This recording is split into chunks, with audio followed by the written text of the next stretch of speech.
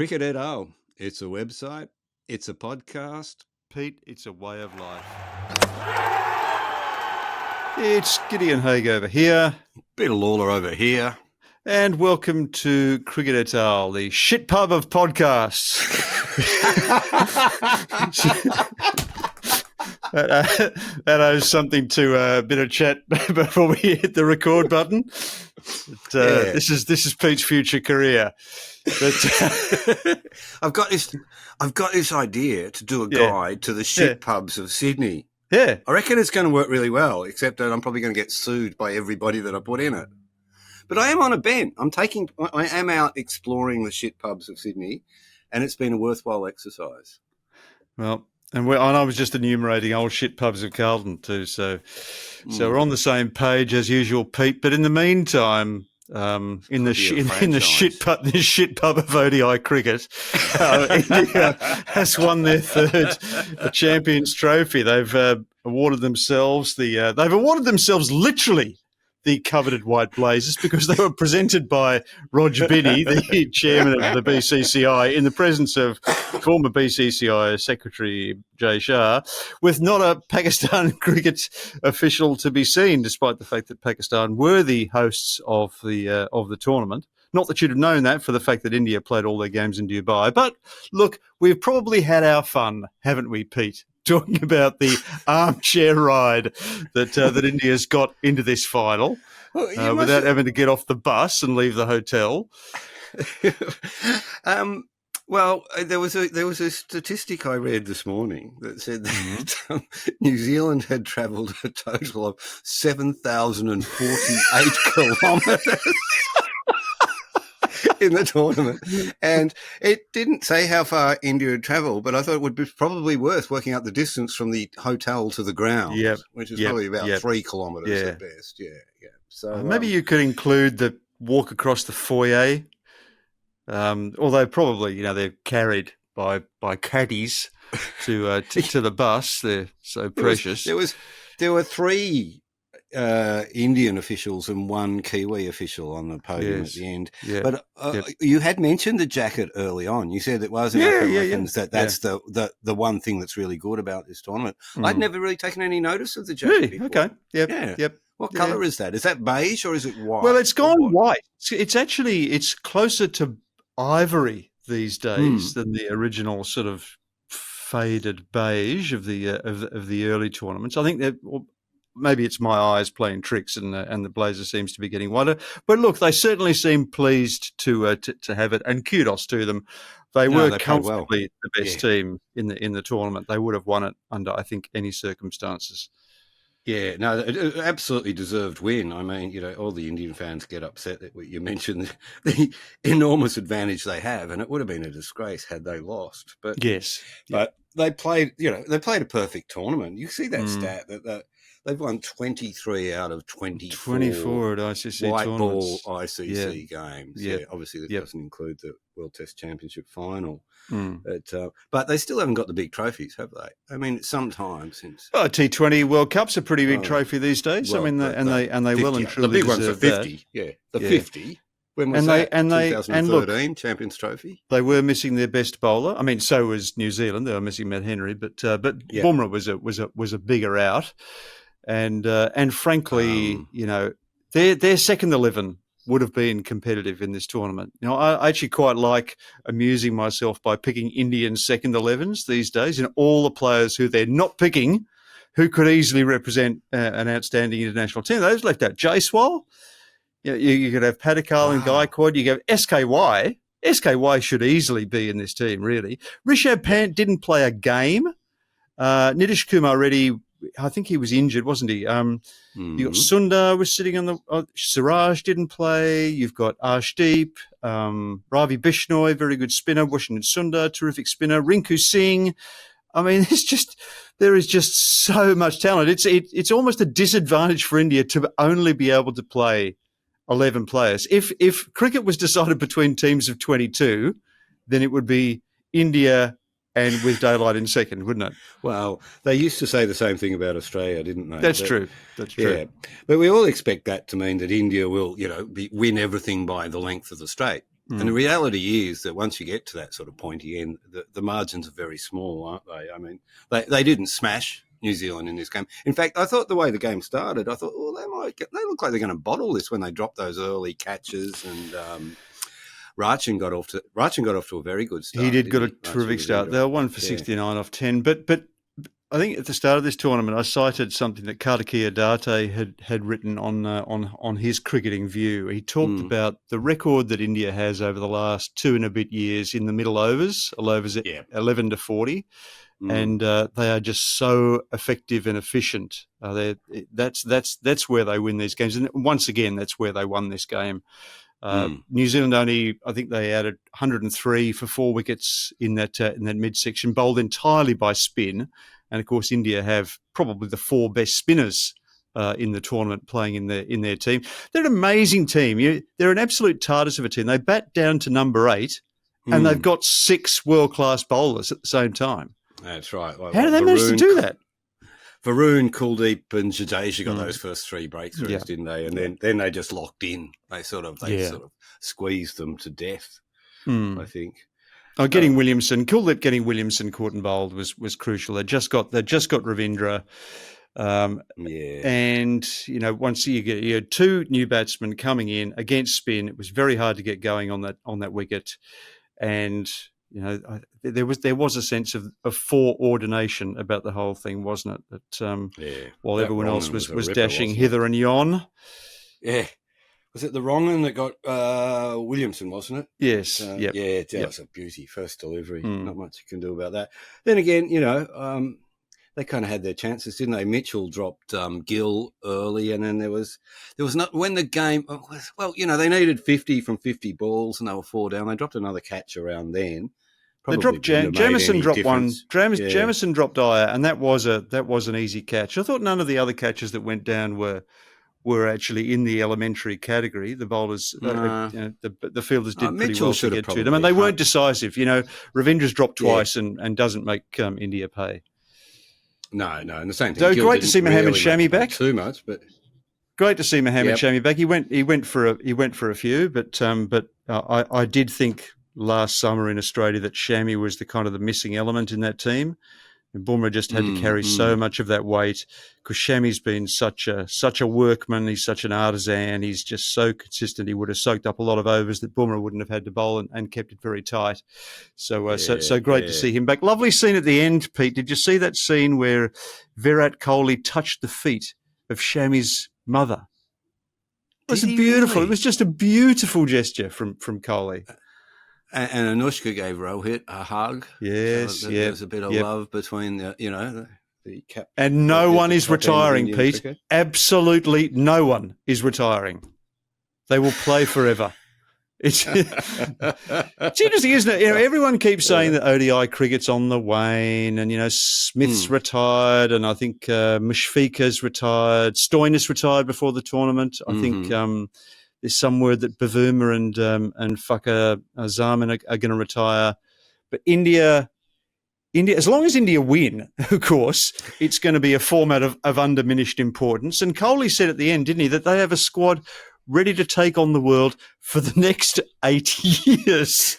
Next 8 years. 8 years. So he's thinking very long term. And I guess you do have to think long term. The next World Cup's in 2027. And by that stage, Rohit's going to be 40 and a half, and Virat will be in his 40th year. And frankly, on the form they've shown in this tournament, you'd probably back them to be there. Yeah. And how much one-day cricket would you play in the next 8 years? I mean, it's only a tournament game now, isn't it, really? That's the only thing that keeps people around. There's some sort of school of thought that, a lot of the Aussie senior players will pull out and then they'll all come back when the World Cup comes around again. Yep. But I barely see the point of that unless it's some sort of something for your knock or something. No objection clause, that is, Gideon. Yes. Steve Smith retired. I sort of felt like, should I break in a print and write something about Smith's retirement? But it's only his one-day retirement, and I've still got bad memories over being dragged away from an event to when Watto retired from one-day cricket. when you write a guy sort of, when you write that piece wrapping up the end of someone's career, you want their career to end. It's kind of annoying when they keep going around and around there. Well, I mean, who finally retires? When domestic T20 can last for another 10 or so years after you've stopped playing international cricket, it's au revoir rather than farewell, isn't it? It's see you later. Well, I think I wrote Watto's retirement 14 years ago, and didn't he make 100 2 weeks ago? He's still bloody playing. Makes John Farnham seem like a quitter. How's your cricket going? We lost at the weekend. We lost one that we should have won, but we're in the finals. We've got a home final at the weekend. So, You're nervous? Are you nervous? Yeah, I guess so. I mean, you actually at this stage you're starting to think these might be the last few games that I play. So there's no guarantee I'll get another season out of myself. So yeah, every game is a kind of a referendum on your future at this stage of your career. Breaking news, Haig considers retirement. Oh, well, he considers retirement basically every second week during the season, depending on how he's gone. Depending on the score, yeah. So I'm assuming that you didn't go too well personally on the weekend. I got a few, but we bottled it towards the end. We had them 7 for 80, chasing 160, and they got them easily. They ended up getting them easily. So yeah, I don't know. They played really well. We dropped one catch, I think, but they just played good, smart cricket on a very flat wicket on their home ground, which they know how to play. They're a good team. I enjoyed the game. The game was fun. It was a bit frustrating at the end, but other than that, it was just very, very hot on Saturday. But the only good thing about playing on Saturday was I didn't have to play on Sunday, which was even hotter. Well, a few of the Etoile listeners now know what the Yarras Cricket Club looks like after having attended our event. We haven't spoken since then, have we? No, we haven't. It was a great day. Thank you to everyone who attended and felt the charitable itch for our friend Mustafa Kamari. And believe me, the money has passed straight through us into the hands of the lawyers. So like money does with us, as money tends to. But it's all gone to a good cause, and it was great of you to come down. And we sold some T-shirts, and we club donated the beer and the barbecue proceeds. So we raised in the end more than $10,000, which was an awesome outcome. Very generous of the Yarras and of our. The community, other people who donated things. Yep. No, it was great. It was a great day. Great day. Yeah, it was nice. A lot of people helped us out. Mark McCarthy sending that wine down. That was fantastic. McCarthy's Orchard.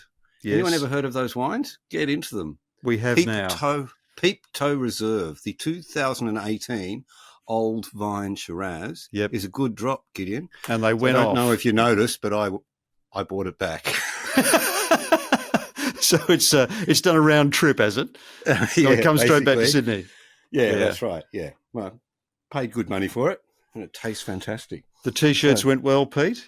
I think we people do love the Kawaja 232. Yes, it is the finest T-shirt going around. It is. It's the little black dress of cricket T-shirts. That's a good line, that. I'm actually going to write a piece about another cricket T-shirt I've got. The only for something else coming up soon. Stand by.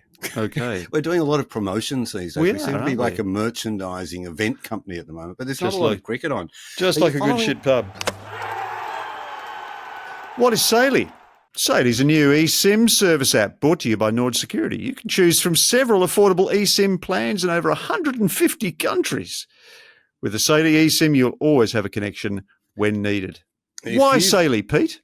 I'm glad you asked, Gideon, because if you've ever been lost abroad, and we're always lost abroad, we live in a constant state of lostness, looking at our phones, hoping to get some sort of internet connection, and often there's no Wi-Fi in Spite. I remember that day in Delhi, that long day lost in Delhi. You'll understand what a difference a local SIM can make. An eSIM provides an internet connection wherever you travel, saves you money on roaming fees. I know, because Gideon, I've just got the bill back from Sri Lanka, and I can tell you that a carrier has charged me like a wounded bull for extra charges. With Saily, download once, just once. An eSIM can be installed only once, but it eliminates the need for users to install a new eSIM for each country. And it saves that real pain in the ass when you get off the flight in another country. You think, all I want to do is get to the hotel and have a shower and go to bed. But no, you've got to get in a queue to buy an eSIM.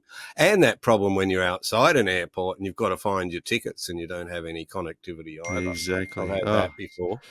It's a trap, many traps for the unwary. And it also helps you avoid scams because there are plenty of scammers out there selling fake SIM cards outside train stations and airports.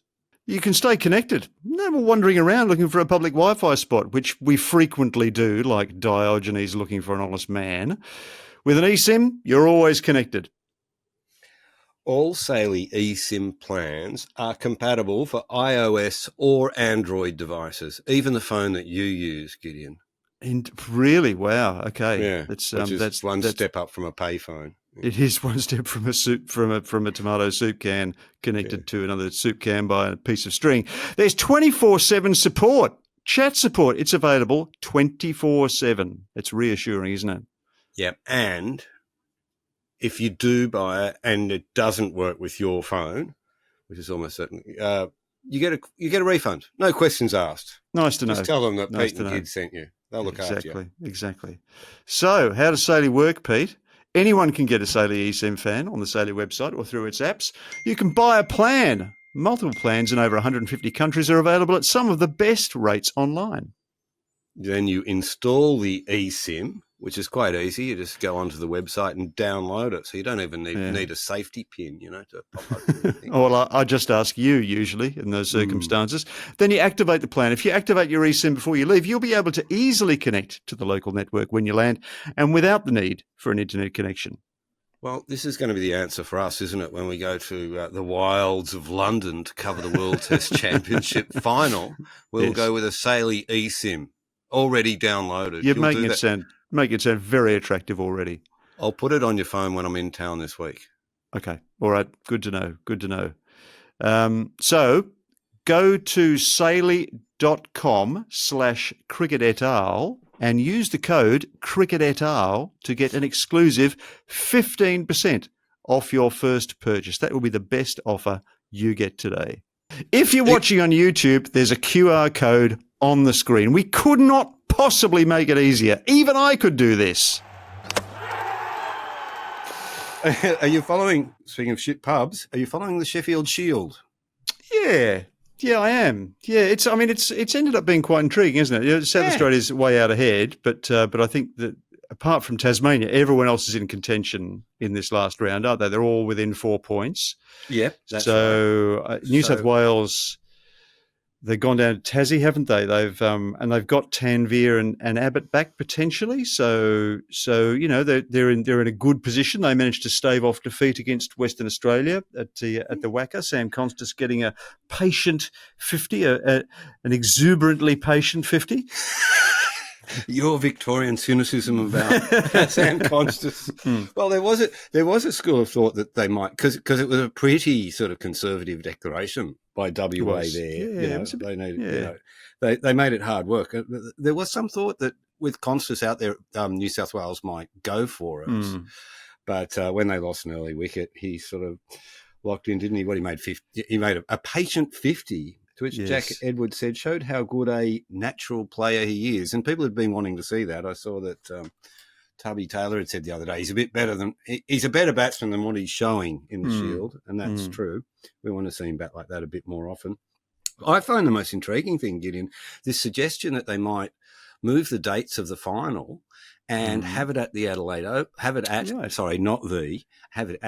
Adelaide Oval.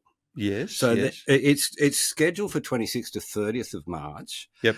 They can't do that because of the footy, but they can do it from 24th to 28th of March. And there is a great desire to have the final there. Yeah. Peter Malinauskas, the what do you call him over there? The Premier.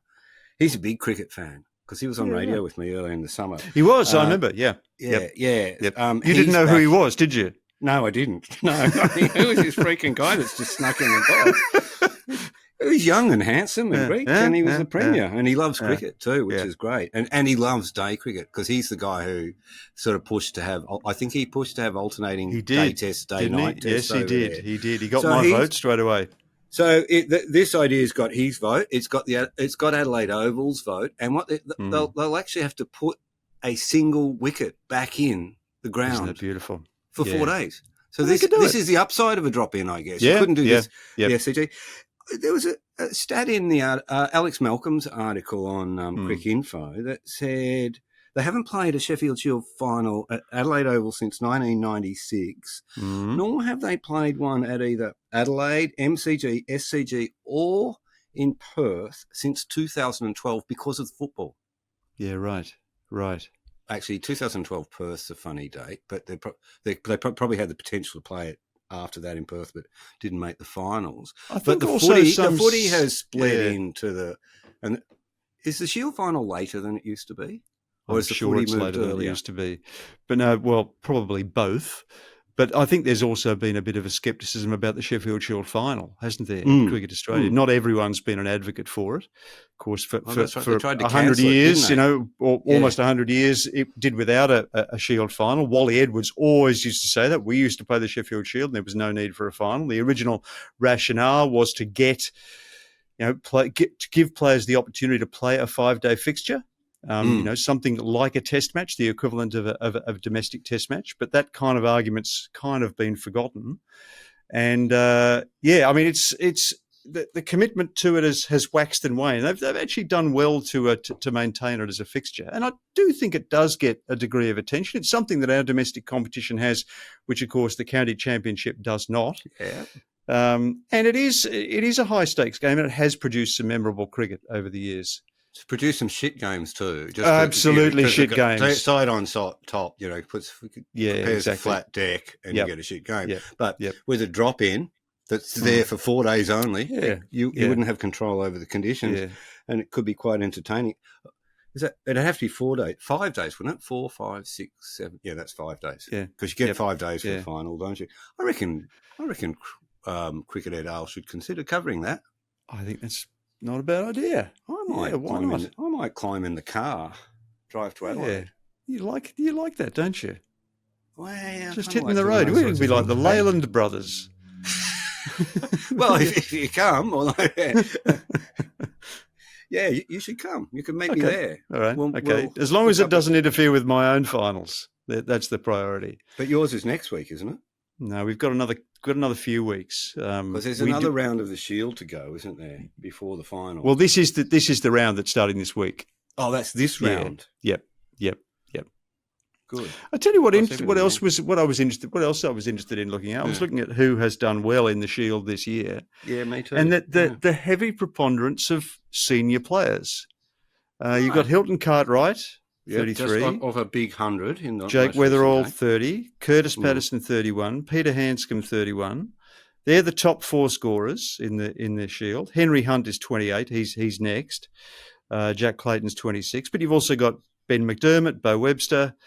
They are well ahead of the likes of Campbell Kellaway and Sam Constas, who are considered to be the next generation. You've still got Jackson Bird taking wickets at 38. McAndrew. How old's Henry Hunt? Henry Hunt is 28. Yeah. You see, seems to have been around forever. He's made 3 centuries, 2 half centuries, and then doesn't make a lot of runs in between the big scores. Yeah, he's had a patchy season, but they have been, they've got a very good bowling attack, which has cut totals down to size for them. McAndrew's been very good. Yeah, you've had Boland and Nisa and Joel Paris. These are guys who've been around forever. Fergus O'Neill's, I think, taken the most wickets, and he's in his mid-20s. He's a very skillful bowler, but they're saying he's not quite quick enough yet. But it does suggest, as I said on Offsiders a few years ago, that players are increasingly playing their best cricket later in their lives because it takes longer for players' games to stabilise because they're stretched thinner by all the formats. I don't think there is a bit of an obsession with, look at the amazing upside that Sam Constas has got. His peak might be 10 years away. That's true. That's true. I mean, part of it is that people are simply playing longer. Yeah. I mean, people were looking to get out of the game by this point in their lives prior to this, weren't they? But you're right. I reckon you're right about the three formats. It's much more difficult to play the red ball game if you're trying to balance three formats very early in your career. I think as a batter anyway. Yeah. Bowling shouldn't be such an issue. But, yeah. And did you see, speaking of young people who've been and gone, Austin Waugh's come back to cricket this year. Yeah. Really in his mid-20s, isn't it? Yeah. Because he'd had quite a few years out of the game. He just gave it up, wasn't enjoying it. Came back to Sutherland for a year. I think he came back to Sutherland for a year. And he's joined the Randy Peets. Yep. Made 4 centuries for them. Got them through to Limited Overs Cup. And he's been picked in the second 11 for New South Wales. It's an interesting character. Must be hard work to be Austin Waugh. They say he doesn't speak. He's one of the quietest people going around. Steve was a bit the same. He was, glimpsed from a distance. If you've ever seen Austin Waugh play, you swear it could be his dad. He walks exactly the same way, carries himself exactly the same way, bats, bowls mediums. He doesn't give a lot away. I'm delighted to see him back. I noticed that he was saying in that interview that we both read that his father was very supportive of him not playing. I didn't see any quote from him. No, I read something that Mike Whitney said about him. He said, "I don't think Austin realises how good he is. Yeah, he's a very good player. Yeah. Yes, he was in the 19s, wasn't he? He was, yeah. And I think, like a lot of young players, got force-fed on the game, overdosed a bit on the game. I've spoken to players who've dropped out of the pathway system because the regime is so overpowering. The expectations of fitness, the expectation of skill, the expectation of commitment, the idea that you kind of have to set everything else aside. If you have any other interests apart from cricket, it can be very, very difficult to sustain them. I think sometimes, these kids, they're like the Strasbourg geese. They're stuffed with cricket until they're almost exploding. And if they have any doubts, if they have any hesitations, if they have any setbacks, that becomes that much more difficult to process. If all you are is your cricket, then failure feels disproportionately confronting. Yeah, and you can only imagine it carrying the Waugh name, the burden involved in that. Yeah, I'm saying that. I mean, I think one of the most difficult stages in the career of all young players is that step up from age-specific competition to open competition, where you go from playing against 17, 18-year-olds to players in their early 20s through to the 30s. And you've probably got a bit of an outsized sense of your own ability. You've probably experienced a lot of success. You're probably about to experience your first setbacks. And if cricket is the be-all and end-all of your life, that can be disproportionately confronting. So that was part of the reason that everybody was so hot for Constance, that every time he'd gone up a level in his cricket, he had proved himself, and even in his first crack at the Sheffield Shield there.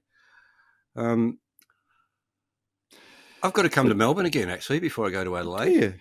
We've the Chapel Foundation, of which I've written a piece this week, has got Melbourne Golf Day on. Do you play golf, Gideon? No, I don't. Good walk spoiled. Go on, tell me more.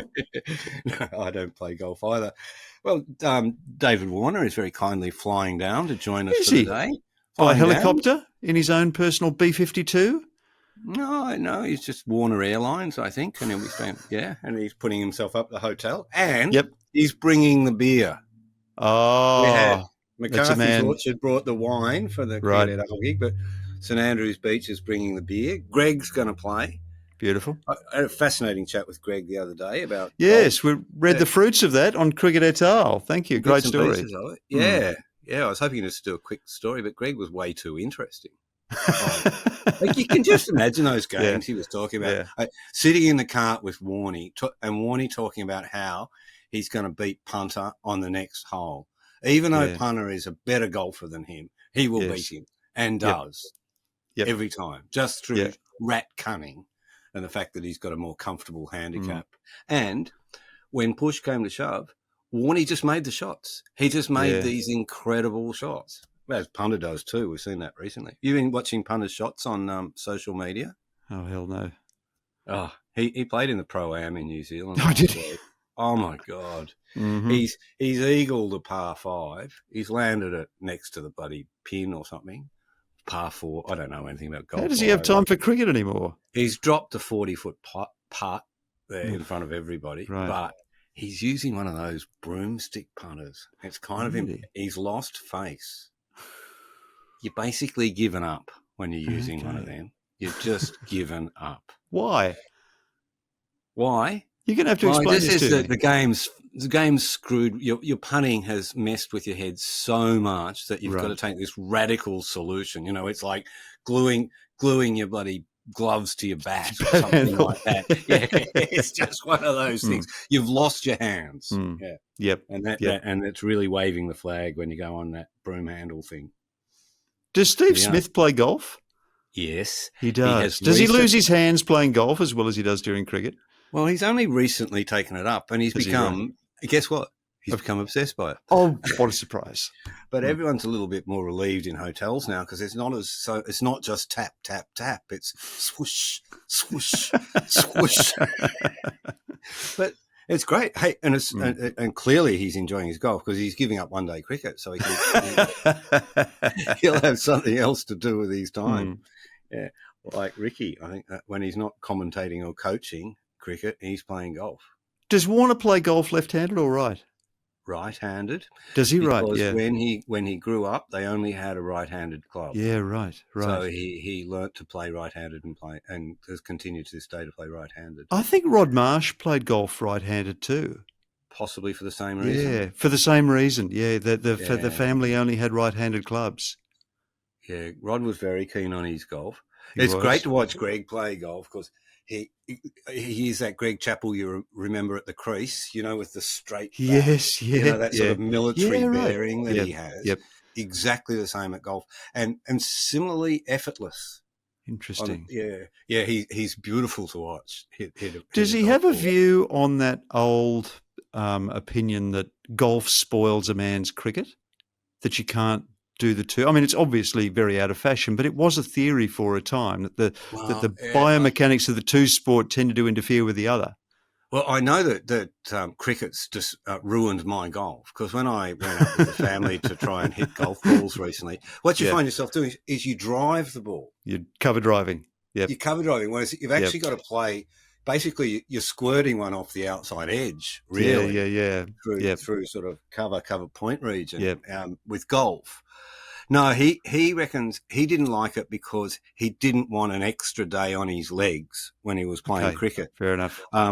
Other cricketers say they like that because it is one way of actually getting used to, keeping your legs in condition for cricket. Yeah, right. Is playing golf because it's one of the few games where you're on your legs is that long. But Greg says it's the mental side of the game. They're so similar. And it's no coincidence that good batters tend to be good golfers, mainly the batters. It's such a mental game, such a game of letting your subconscious take over. You can have the skill set for sure. He says you go through all these phases. He says you become addicted. You find all you're thinking about is golf and just jumping in the car and going down to the driving range or practicing your putting. You would have gone through a phase like that with your cricket at times where you just want to play cricket all the time. Yeah. Still in it. Still haven't left. But he says, but that's shit. After all, you're not getting any better. No. You're just trying 50 things. My argument is that you're not getting worse at a pace that's embarrassing. It's a constant sort of staving off of mediocrity. Is there a relief? Did he talk about the relief of not having to depend on others? Because of course that's the big difference, isn't it? You step out of the team environment, and you're master of your own destiny. Well, that was the reason he took up golf at the end of his career. So he didn't. Right. He played during his career, but he didn't really enjoy it. Yes, and he generally opted not to. He let Rod and the others do that. But at the end of his career, he thought, well, what am I going to do now? Oh, clearly, he's still got the competitive instinct and needs some sort of sporting outlet.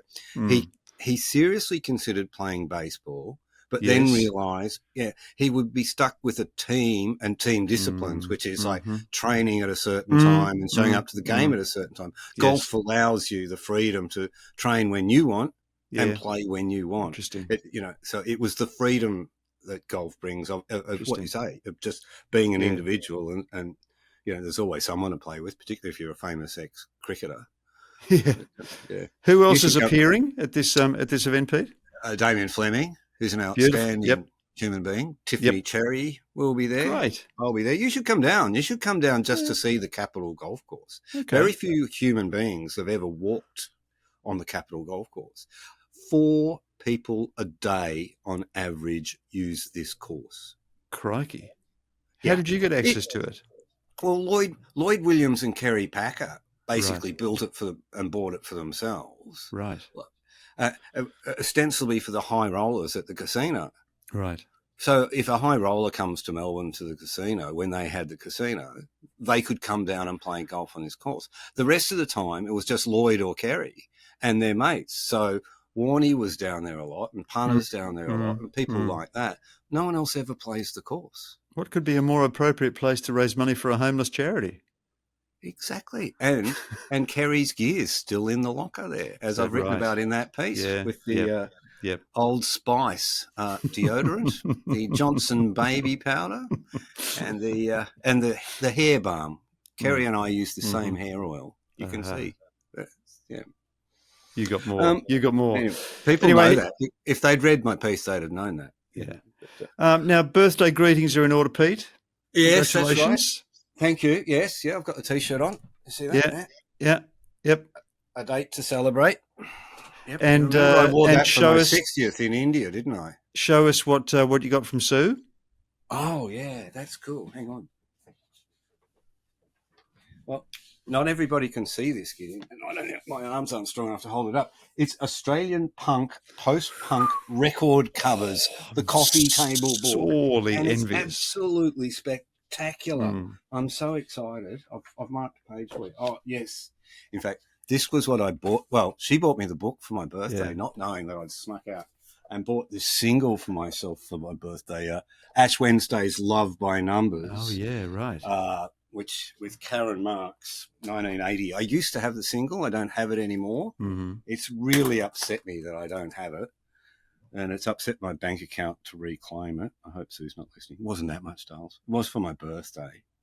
Yeah, you did say this book was going to cost tens of thousands of dollars. Yeah, it is. Yeah, because now I'm going to have to buy all of these singles. Early Boys Next Door, Early Sports, Slug Fuckers. Great band. Yeah. XL Capri, The Systematics. Yes, some really cool stuff in here. There's one by Tiny Tim. And you got very excited recently by Essendon Airport as you were driving past Essendon Airport. And Essendon Airport have got a section in this book for their music. Yep. And Phil Brophy's got a section for that band. Yes. Yes. Which sounds like the start of an episode of Skippy, doesn't it? Yeah. Yep. Yeah. I don't think I'd listened to Essendon Airport for about 45 years. So David Chesworth, very interesting guy. Very interesting guy. He used to he became a kind of a sound engineer and a kind of an auditory artist, and also a photographer. And he was the guy who used to record the voiceovers for the Australian Cricket Hall of Fame.